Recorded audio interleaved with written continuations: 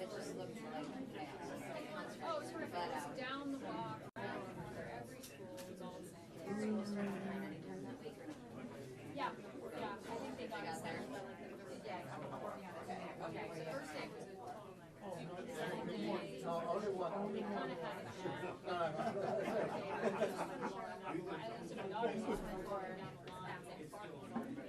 But If you wanted to clip them on there, you could do that. yeah, this sheriff won't be the only speaker. That's the thing.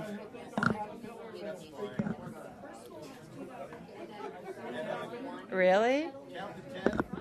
1, 2, 3, 4, 5, 6, Don't talk right into it. 7, 8, 9, 10. One more. 1, 2, 3, 4. One more time. 1, 2, 3, 4, 5, 6, 7, 8, 9, 10. Or a few minutes after. Where is the sheet that's going around that for the WeTransfer? Back here. Okay. Is someone, people need it When in you're done, front. can you bring it up? They need it in front too. So if you're finished with it, pass it around the front. Please.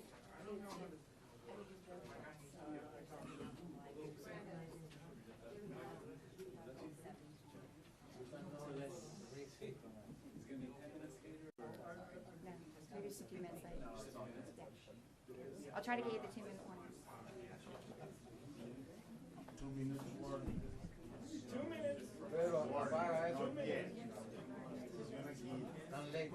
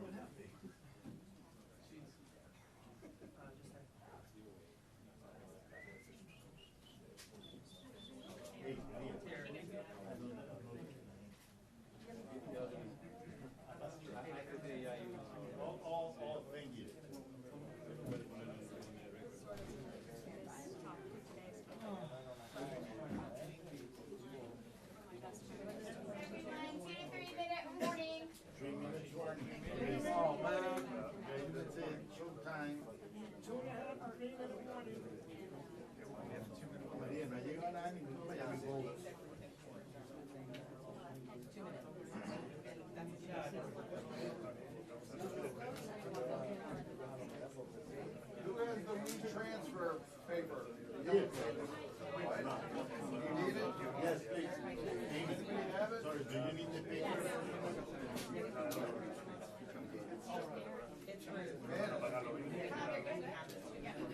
Hey Terry, make an announcement, you need that WeTransfer paper. Somebody grab it.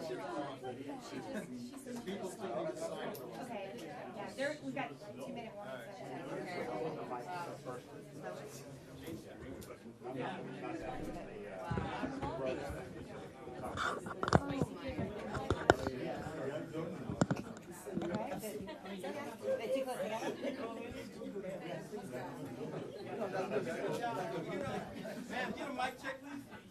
We're doing mic check again. 1, 2, 3, 4, 5.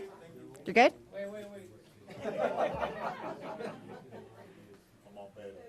Come on, Pedro, come on. 1, 2, 3, 4, 5. Everybody's good? And can we get that sheet for the WeTransfer set up to the front, please? Okay. He's gonna pass it up.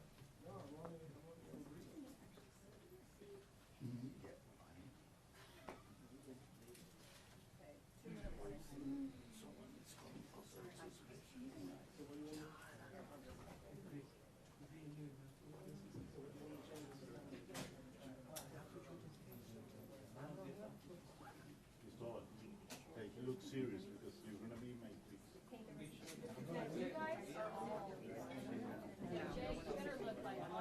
Exactly. Who, Oh, yes. pass it around. Okay, thank you.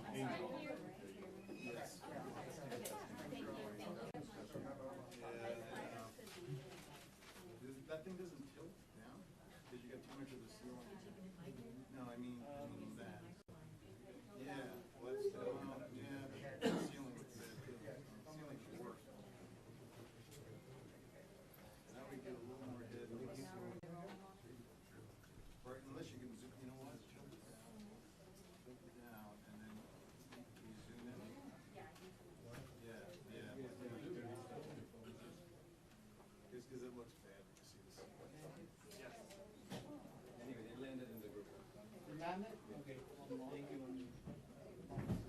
How come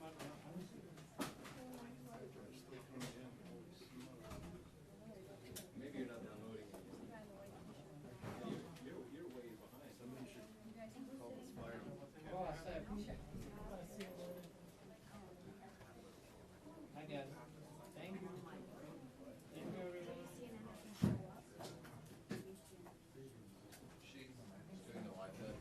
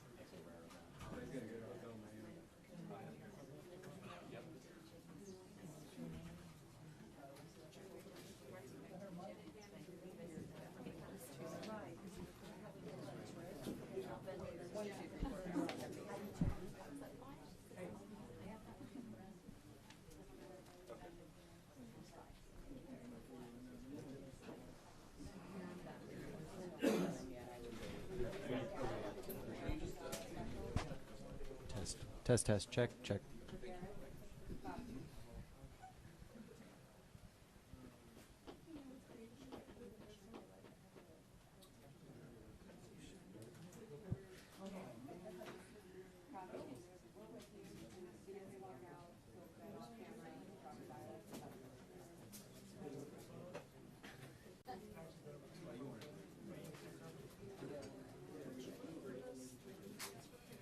I texted her. When I did it, does anybody else did it? So if we're on mission together.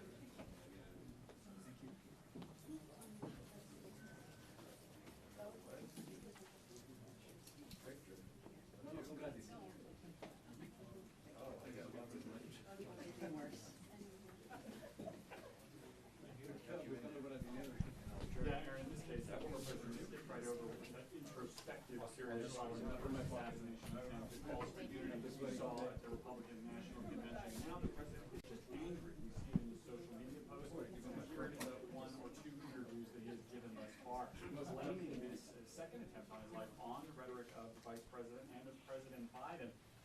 Lashing out, we're seeing it from his campaign with calls from Harris and Biden to denounce those in the Democratic Party who suggested that Donald Trump is a threat to democracy. No calls for unity here, no kind of broader message of turning things down across the country. It's anger and focus on the top of the Democratic ticket from Donald Trump.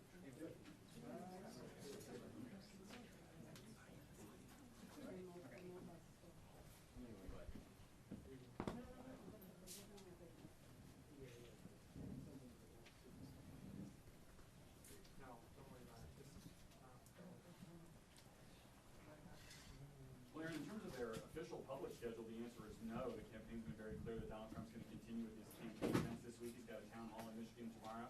He's an event tonight at Mar-a-Lago that has nothing to do with the campaign. He's launching a new crypto program just for his own personal brand. All of that is the show must go on. But what changes might be being made to the security posture around some of these events, or how things like the rest of the former president's schedule, like a golf outing, which is typically treated as what we call an OTR movement, a lot less of the visible security preparations, the security screenings, a smaller package of Secret Service and other officials traveling around him. If those changes are being made, we don't know about them yet, and we may not ever be told about them. The Secret Service may simply decide to make those changes unilaterally and quietly.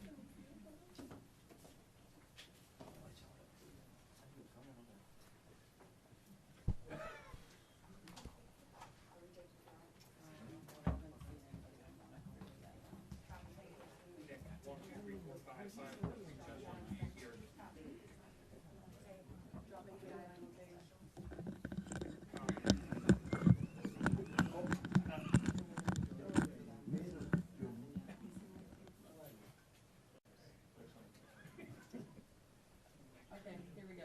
All right, here we go. They're walking out. Heads up, guys. Heads up. Yep. They're walking in. Check 1, 2, 3, 4, 5, 6, 7, 8, 9, 10, which we are getting underway. Heads up, so if you're not going to hear from me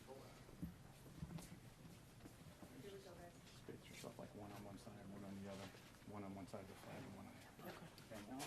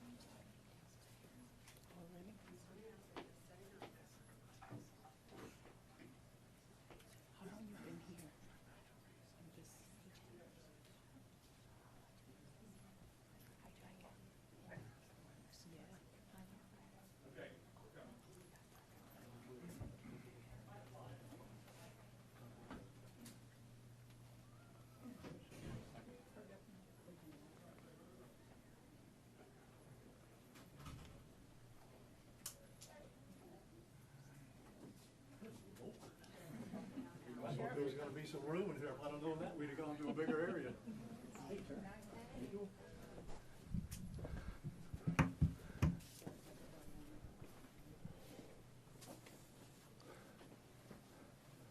Okay, just a couple little housekeeping things here, in case you haven't been with me at a press conference. We, meaning the gentlemen that are up here, which is the U.S. Attorney, FBI, Secret Service, we're going to give you everything that we have. We're going to give you the latest updates. They're going to tell you what's going on with the investigation, everything. And then we're going to do a limited amount of questions. So make them good, all right? Don't get into what if and all this. Get legitimate questions. We got it? Yes, sir. Okay, everybody ready? Yes, sir. Okay. We're here today to give an update on the investigation in regards to the incident at Trump International. With me is the U.S. Attorney, the FBI, and the Secret Service.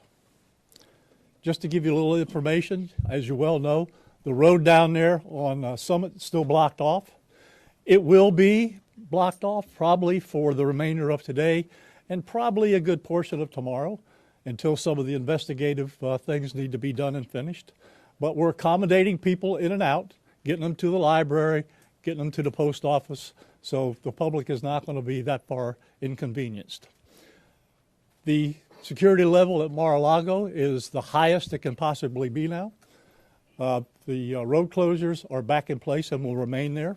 The checkpoints are in place. And my commitment to the Secret Service is to give them every possible resource from PBSO.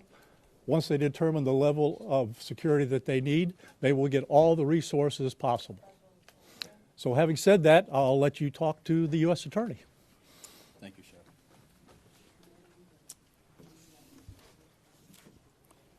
Good afternoon. Thank you for joining us today. My name is Markenzie Lapointe. I am the United States Attorney for the Southern District of Florida. I want to start by expressing my deep gratitude to Sheriff Rick Bradshaw of Palm Beach County Sheriff's Office for hosting today's press conference and for his department's assistance with this matter. I'm truly grateful for your leadership, sir.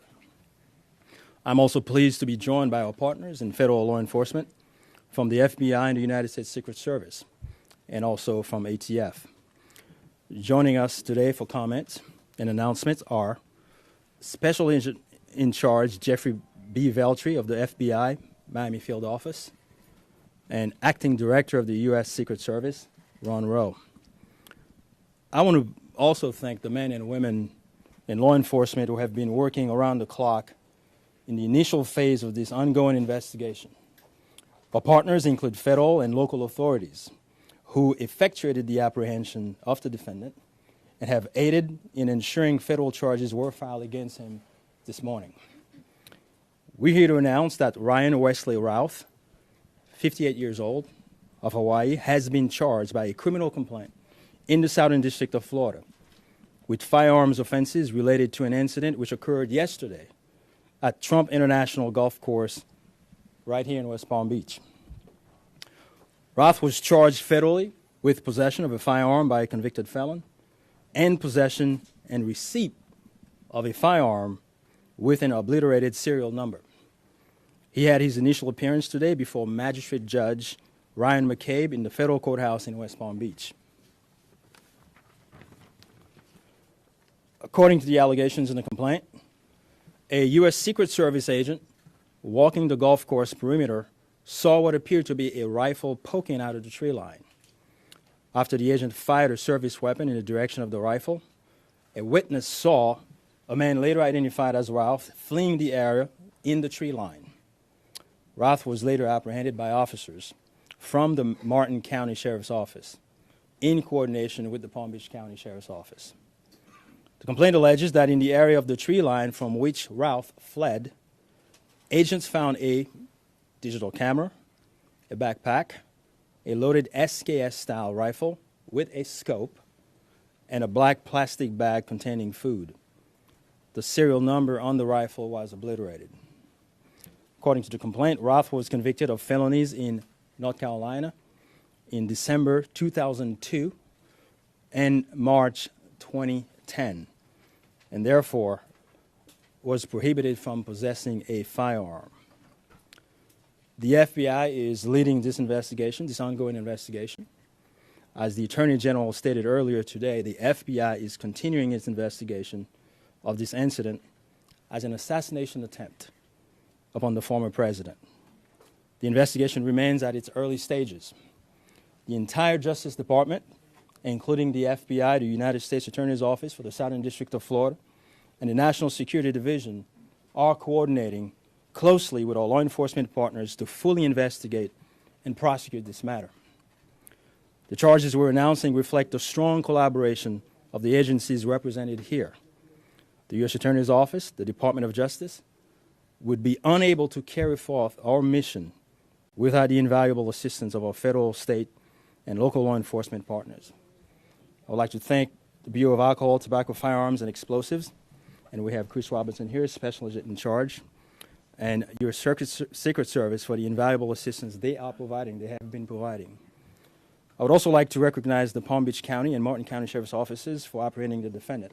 Again, without the local authorities to assist in those things, it would be literally impossible to accomplish the things we're able to accomplish on the federal side. I want to personally express my gratitude to the attorneys with the U.S. Attorney's Office for the Southern District of Florida and the Counterterrorism Section of the Justice Department's National Security Division for their nonstop work over the last 24 to 30 hours.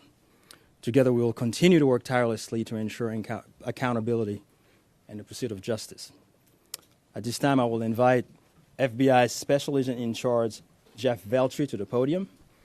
After Special Agent in Charge Veltri completes his remarks, Acting Director of the U.S. Secret Service, Ron Rowe, will provide remarks before we open the floor for a few questions. On our end, given that this is a pending matter before the court and the investigation is ongoing, all comments will be limited. Thank you very much. Jeff.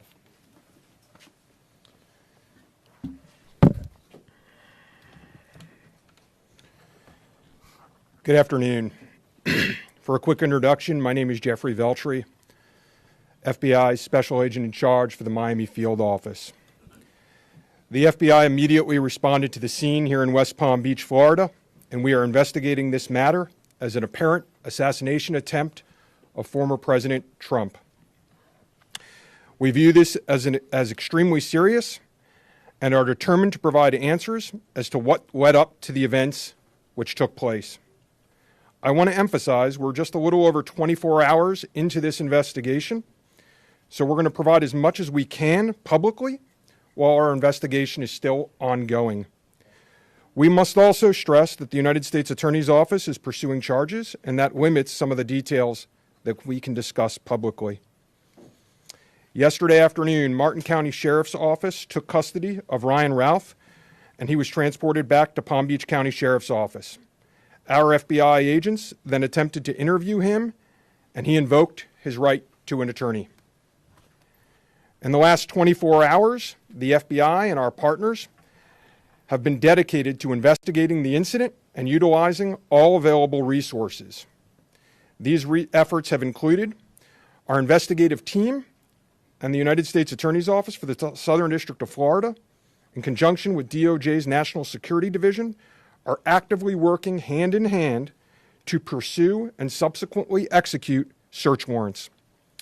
Thus far, the warrants include a video recording device, subjects' cellular devices, a vehicle, and other electronic devices located at previous known addresses. We are coordinating with the United States Secret Service to complete numerous interviews of agents on scene. We have also interviewed 7 civilian witnesses at the scene, and that is just the beginning. Our FBI's Honolulu and Charlotte field offices have initiated interviews of several family members, friends, and former colleagues of the subject. FBI has deployed several specialty teams and assets from FBI headquarters and our lab division in Quantico to include evidence and critical incident response personnel. The evidence response team is collecting and processing multiple evidentiary items. These range from the rifle, which is an SKS model with a scope and obliterated serial numbers, to 2 bags, the subject's electronics, and what appears to be ceramic tiles. DNA has also been collected from those items, which are being sent to Quantico for testing. We will also process the subject's vehicle for evidence. The Cellular Analysis Survey Team, what we refer to as CAST, conducted thorough analysis of the subject's cellular device locations. The CAST analysis aligns with witnesses' account of the subject's presence at the scene both before and around the time of the incident on September 15th. More specifically, we're continuing to conduct analysis and will be compiling the subject's movements in the days and months leading up to September 15th. Cellular data shows that the subject was in the vicinity of the golf course roughly 12 hours before the engagement with the United States Secret Service. Our investigative teams conducted a neighborhood canvass in an effort to collect and obtain relevant video footage.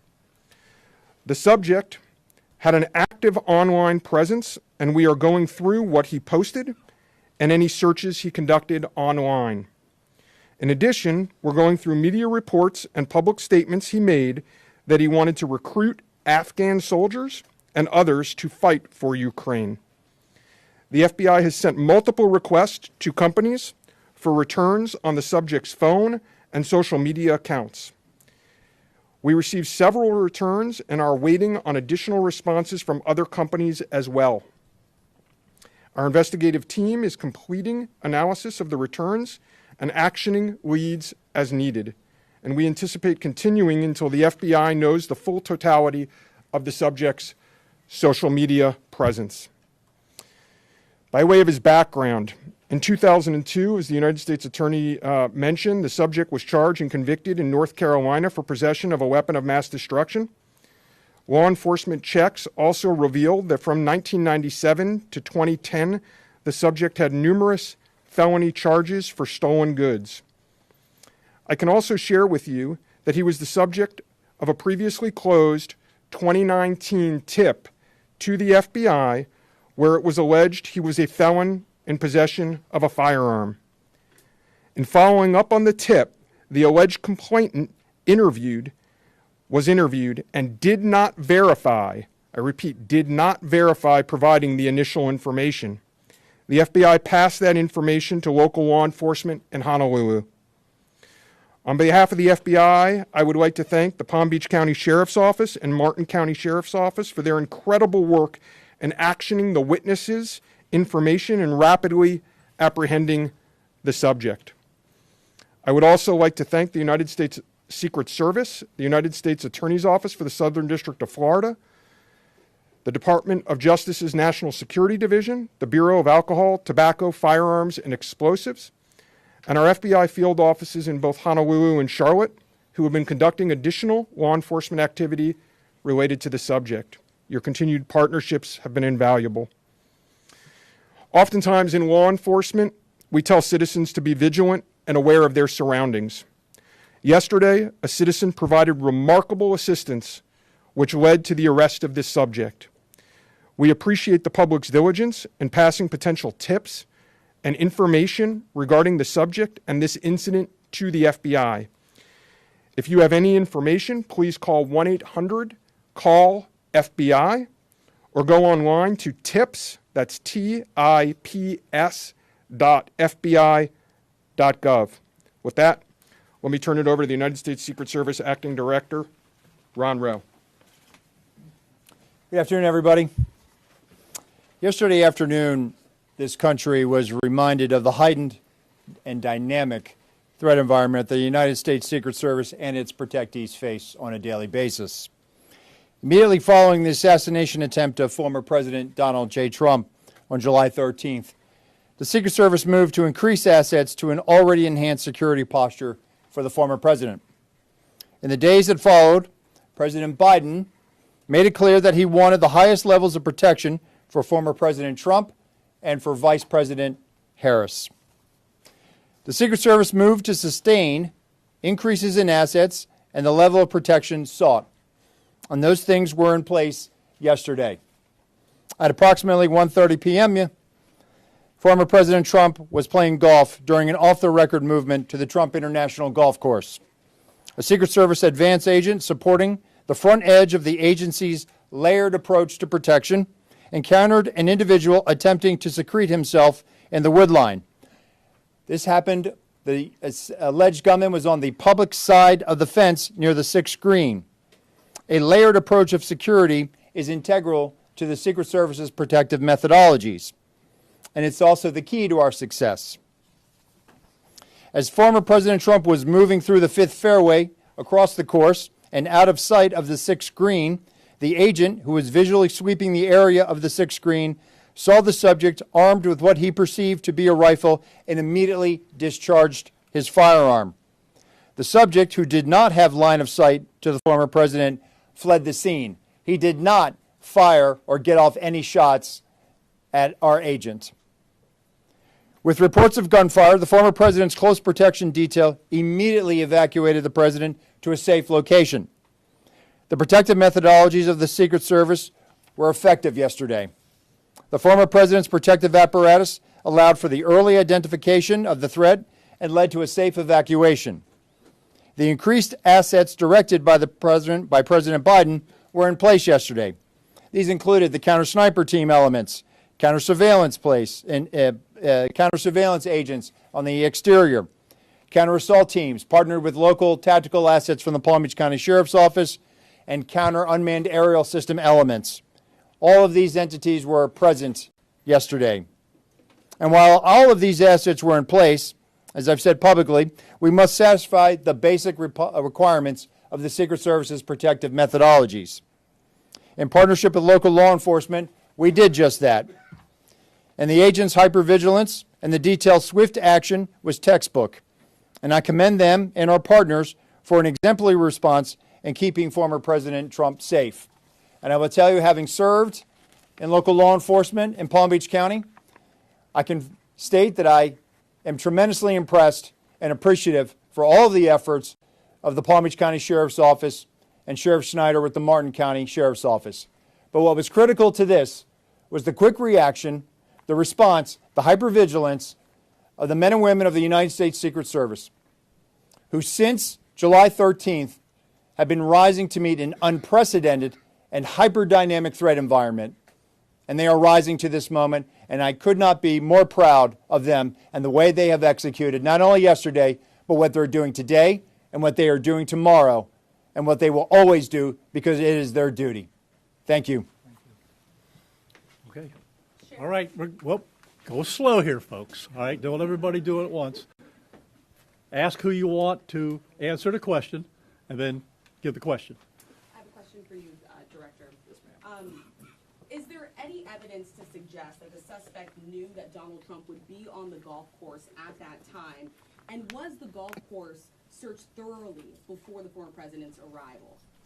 So at this time, it was an off-the-record movement, meaning it was not on the former president's official schedule. And what I go back to is the layered approach.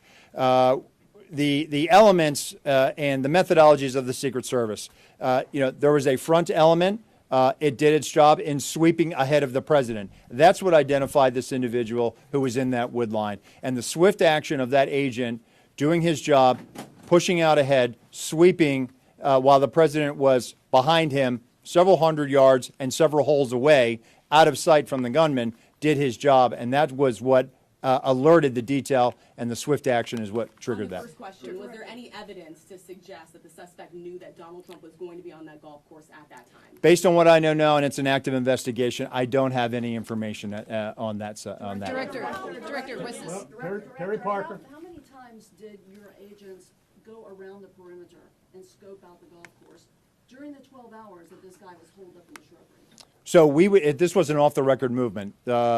It wasn't a site that was on his scheduled, it wasn't part of his schedule. So there was no posting up of it because he wasn't supposed to have gone there in the first place. Director, let me ask you about the Secret Service. Garrett Haig. Have you briefed former President Trump on your findings so far, and has his campaign asked for any changes in his security going forward after yesterday? So, sorry. So I've had a conversation with the former president. We've explained and we've worked with the campaign. The president is aware that he has highest levels of protection that the Secret Service is providing him. Director, We constantly evaluate based on threat. And yesterday what we show is that our agents and our protective methodologies, and there's a lot of tactical assets in place, things that have been put in place as a result of what happened 60 days ago, those elements are working, and that demonstrates the redundancies that we have. And so we constantly evaluate. We'll of course, look at this and see what lessons learned from it. But as of right now, we are constantly evaluating that threat. And if we need to ratchet up additionally, we will. Yes, sir. Do we know when Ralph arrived in Florida in general, when he arrived in Palm Beach, the area? That's a question probably for the FBI. If he's been at the golf course prior to this scoping it out. We're in the process of collecting a lot of evidence, and that will be part of that investigation to determine his whereabouts going back quite some time. do you have any detail on where he might have gotten the gun? That's part of the investigation as well. Again, that's going to be a little bit challenged until we're able to determine the serial number on that gun. So we're hopeful to be able to do that. We're still looking into that. The sheriff mentioned about the highest level of protection, that they would lock down the golf course. Was that a miscommunication then, being that President Biden ordered the highest level of protection? Do you want to take this, Sheriff? No, go ahead. Okay. So here's the deal. When it comes to Secret Service protection, we provide the highest level. So, for example, yesterday, counter-assault team elements. I'm not going to go into the number of personnel that we have out there, but we have the highest levels from Secret Service. When we work with the Palm Beach County Sheriff's Office, like, for example, yesterday, during that emergency action response, we had their local tactical team assets partner with our local tactical team assets. We had their helicopter up in the air, providing us 360 and situational awareness of the overhead for if there were any potential threats coming at us. So what we did yesterday was exercise our emergency plan based on the number of tactical assets and the highest level of protection that we are providing.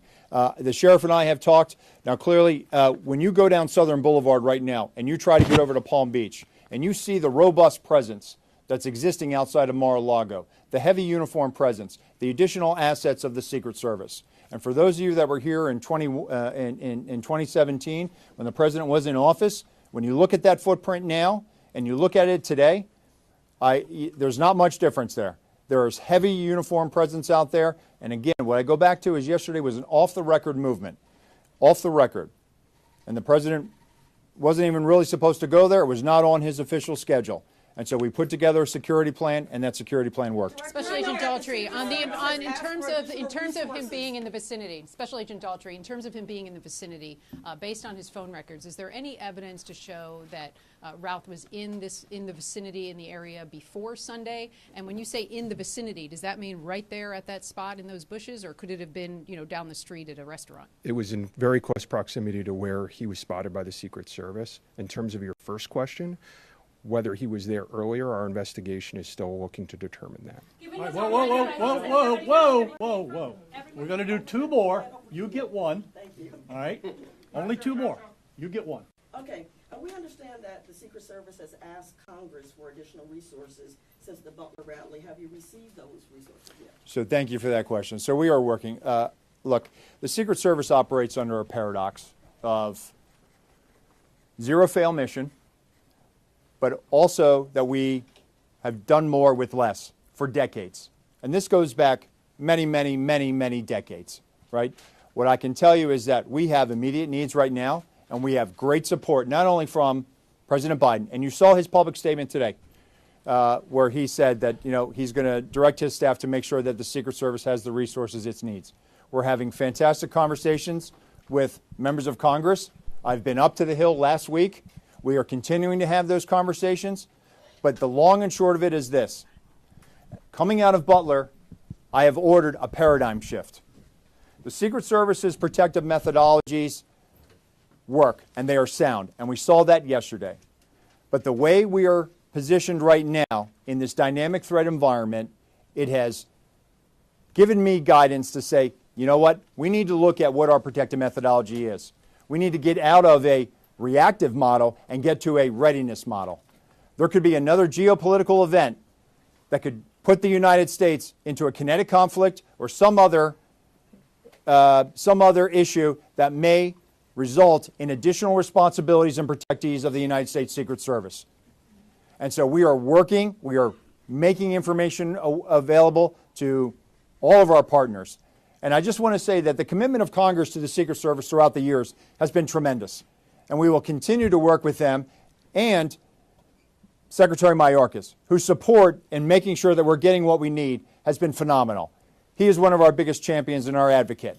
And so we're having these conversations, and I feel confident that we will get what we need. We have immediate needs. We have future needs, too. I need to make sure that our counter snipers are the best trained counter snipers in the world, that they are exactly doing what we need them to do, and that they match counterparts in the military and Tier 1 forces. And right now, we are working with Congress to make sure that we get those for our training facility. We also have a necessary need to make sure that we're getting the personnel that we have. And that requires us to be able to have the funding to be able to hire more people. You can't just give me money and say, hey, we're going to make sure that everybody gets overtime. Because the men and women of the Secret Service right now, we are redlining them. And they are rising to this moment, and they are meeting the challenges right now. And if you look back at their body of work over the last 60 days, the Republican National Convention in Milwaukee, the Republican National Convention in Chicago, a visit of Prime Minister Netanyahu to Washington, D.C., and to West Palm Beach, which Palm Beach County Sheriff's Office supported. And then we go into the presidential debate in Philadelphia last week. And for those in the media that have been to a national special security event, if you saw the National Constitution Center last week, what you saw was pretty much a mini national special security event with the number of assets that were on that perimeter. And so our folks are rising to this moment, but it requires all of us to be able to have good conversations and make sure that we're getting the Secret Service where it needs to be. And I'm confident that we will achieve that because we don't have an alternative. Success, we have to have it every day. We cannot have failures. And in order to do that, we're going to have some hard conversations with Congress, and we're going to achieve that. Last question, one more. The special agent in charge of the FBI, Yes, sir. did he act alone? Did he have some kind of help? At this point, we're still exploring that, investigating that. Our investigation will determine that. We do not have information that he's been acting with anyone else at present. Do we know how long he's been in Florida when he arrived? Oh, you snuck one in there. At this point, Our investigation is still determining that. Thank you. All right. Anyhow, nope. That's it. We're not gonna do any more. All right. You got a lot of information there. The last thing I will tell you is, like the director of the Secret Service says, the president called me last night, President Trump. He thanked me for everything that we did along with the Secret Service. He knows we work great together, and he feels safe. That's important because he is. And what we did yesterday proves that the system can work because the suspect didn't even get close to getting a round off, and we apprehended him and brought him to justice. So we're very, very proud of that. Thank you, folks, for being here. I appreciate it. Thank you, Mr. Is it Ruth or Ralph? I've heard both. I say Ralph, but you say tomato, I say tomato.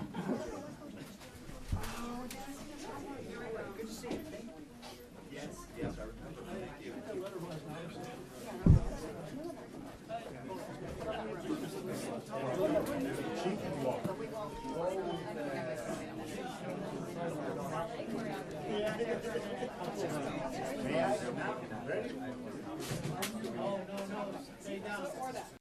Thank you. Yes, it's fabulous. That's